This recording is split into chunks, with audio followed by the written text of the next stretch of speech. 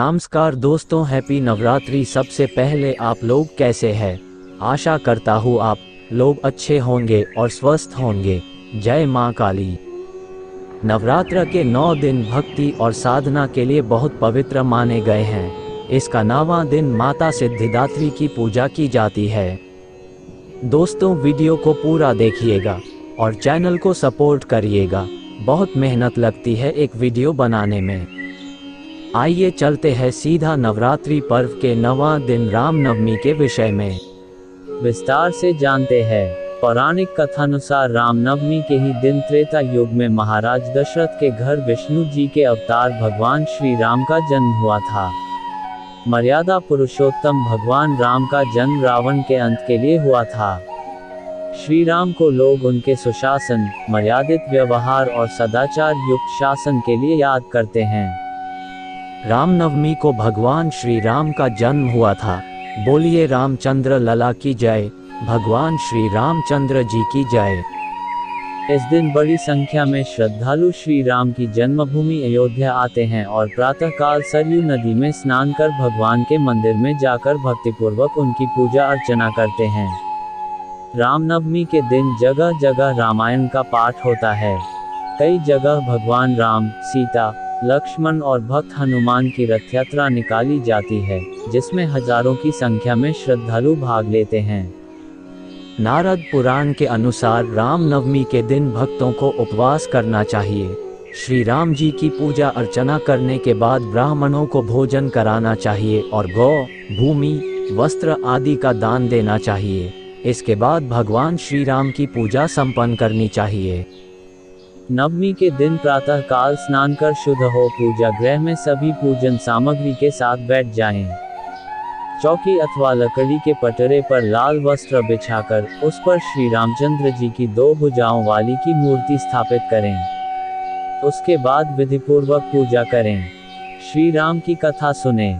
पूरे दिन उपवास रखें। रात्रि जागरण करें। दूसरे दिन प्रातः काल उठकर और स्नानादि से शुद्ध होकर प्रतिमा की पुनः पूजा करें।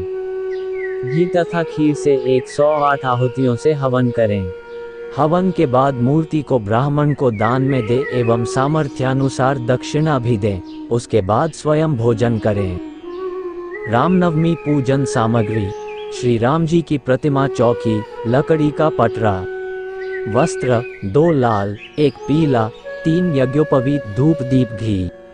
नैवेद्य: ऋतुफल, कपूर, अक्षत, तांबूल, दूध, दही, घी, शहद, शर्करा, पान का पत्ता, सुपारी, गुड़, कपूर, पुष्प, दीप, तुलसी दल, फल, नारियल, कलश मिट्टी का, गंगा जल, शुद्ध जल, आसन।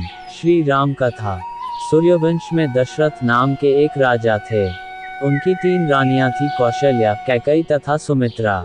लेकिन राजा दशरथ के कोई संतान न था। गुरु वशिष्ठ की आज्ञा से राजा दशरथ ने पुत्रेष्टि यज्ञ किया, जिसके प्रभाव से तीनों रानियां गर्भवती हुई और समय आने पर कौशल्या से राम, कैकेयी से भरत तथा सुमित्रा से शत्रुघ्न एवं लक्ष्मण का जन्म हुआ। चारों ओर प्रसन्नता छा गई। चारों राजकुमार का लालन पालन होने लगा। उन दिनों राक्षसों का बहुत प्रकोप था। एक दिन गुरु विश्वामित्र अयोध्या नगरी पधारे। उन्होंने राजा दशरथ से श्री राम और लक्ष्मण को मांगा, जिससे वे अपना यज्ञ निर्विघ्न रूप से संपन्न कर सके। श्री रामचंद्र और लक्ष्मण जी मुनि विश्वामित्र के साथ उनके आश्रम में चले गए। यज्ञ की रक्षा करते हुए श्री रामचंद्र जी ने ताड़का नामक राक्षस का वध किया। उसी दौरान उन्होंने खरदूषण का भी वध किया। मुनि विश्वामित्र का यज्ञ निर्विघ्न पूर्ण हुआ। उसके बाद मुनि विश्वामित्र दोनों राजकुमार को लेकर मिथिला नगरी की ओर चल पड़े, जहां राजा जनक ने अपनी पुत्री का स्वयंवर आयोजित किया था। रास्ते में श्री रामचंद्र जी ने पत्थर की बनी हुई अहिल्या को शाप मुक्त करवाया। कुछ दिनों बाद दोनों राजकुमार मुनि विश्वामित्र के साथ मिथिला नगरी पहुंचे। राजा जनक ने अपनी पुत्री सीता के विवाह के लिए ये शर्त रखी थी कि जो भी राजकुमार या राजा शिवजी के धनुष पर प्रत्यंचा चढ़ाएगा, उसी के साथ वे अपनी पुत्री सीता का विवाह करेंगे। दोनों राजकुमार विश्वामित्र के साथ जनक के राज्यसभा में सीता के स्वयंवर को देखने गए। प्रतिज्ञा के अनुसार सभी आमंत्रित राजाओं ने शिवजी के धनुष को उठाने की कोशिश की लेकिन सफल ना हो सके। यह देखकर राजा जनक को बहुत निराशा हुई। तब मुनि विश्वामित्र ने श्री राम जी को आज्ञा दी कि वे धनुष को उठाकर प्रत्यंचा का हटाए जिससे राजा जनक की प्रतिज्ञा पूरी हो। गुरु की आज्ञा पाकर श्री रामचंद्र जी ने शिव जी के धनुष को उठाया और प्रत्यंचा चढ़ाने के समय वह धनुष टूट गया। रामचंद्र जी का विवाह सीता जी के साथ हुआ। साथ ही लक्ष्मण का उर्मिला से, मांडवी का भरत से और श्रुतिकीर्ति का शत्रुघ्न से विवाह संपन्न हुआ। विवाह के कुछ दिनों के पश्चात राजा दशरथ ने श्री रामचंद्र जी के राज्याभिषेक करने के लिए मुनि से शुभ मुहूर्त निकलवाया। पूरे राज्य में राज्याभिषेक की तैयारी होने लगी। तभी मंत्रा नामक दासी के कहने पर कैकई ने राजा दशरथ को अपने कोप भवन में बुलाया। जब राजा दशरथ कैकई के पास पहुंचे तब कैकई ने महाराज दशरथ को उनके वचन की याद दिलाई, जो वचन राजा दशरथ ने कैकई को युद्ध के समय अपनी सहायता करने के बाद दिया था। उस वचन को याद दिलाते हुए कैकई ने कहा, राम के स्थान पर भरत का राज्याभिषेक और राम जी को 14 वर्ष का वनवास। ये सुनकर राजा दशरथ मूर्छित हो गए। जब श्री रामचंद्र जी को पता चला तो वे पिता के वचन को पूरा करने के लिए 14 वर्ष के वनवास को जाने के लिए तैयार हो गए। सीता जी और लक्ष्मण जी भी श्री रामचंद्र के साथ वन को चले गए।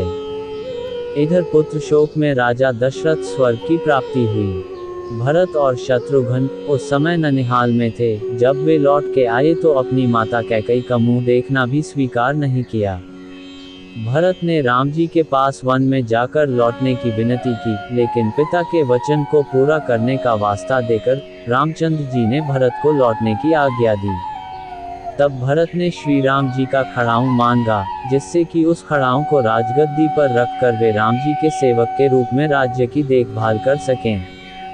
मेरे प्यारे साथियों, अगर वीडियो को बोलते समय थोड़ी भी गलती हुई है तो आप अपना छोटा भाई समझकर माफ कर दीजिएगा।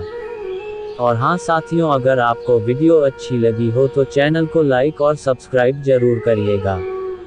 और हाँ, अगर आप प्रभु श्री राम जी के सच्चे भक्त हैं तो वीडियो को शेयर जरूर करना। और अभी मैं अपनी वाणी को विराम देता हूँ और तब तक के लिए अलविदा मेरे प्यारे साथियों। मिलता हूँ नेक्स्ट वीडियो में। जय काली माता।